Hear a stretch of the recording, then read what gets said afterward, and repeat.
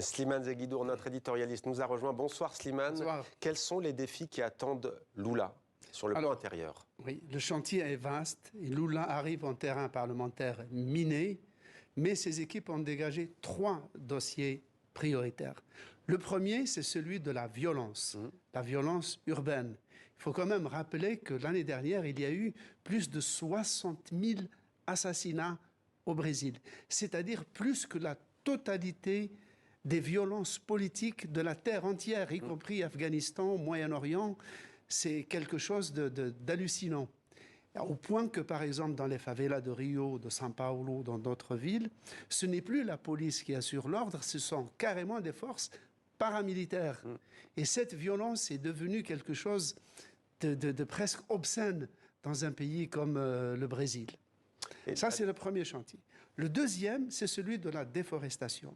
Rappelez-vous combien la question de l'Amazonie, de l'environnement, sont aujourd'hui cruciales.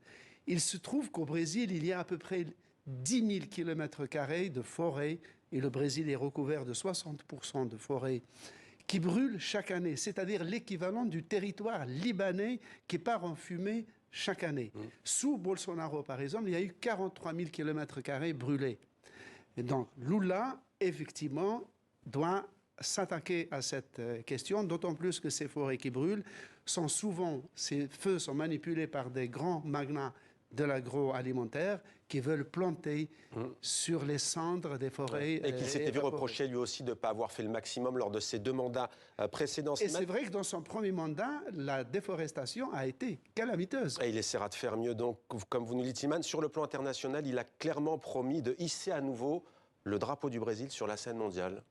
Oui, parce que le Brésil est un géant économique, démographique, géographique, et même technologique, et même technologiquement spatial, avec une maîtrise totale du nucléaire civil. Simplement, sur le plan géopolitique, il était un nain, au point qu'avec le rumour, les Brésiliens qualifiaient leur pays de lion herbivore. Or, avec Lula, le Brésil a commencé à investir l'Afrique. Ensuite, le monde arabe. Le Brésil abrite la plus grande diaspora arabe. Et le Brésil a demandé et obtenu un siège permanent à la Ligue arabe, par exemple. Ensuite, renforcer les liens avec le BRICS, avec tous les pays du BRICS. Bref, en un mot, c'est-à-dire au lieu de faire de la politique nord-sud par rapport au tropisme nord-américain, c'est une politique sud-sud.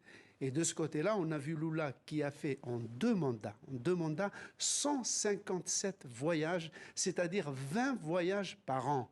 Beaucoup plus que Bolsonaro. Bolsonaro faisait 5 voyages par an au cours de son mandat.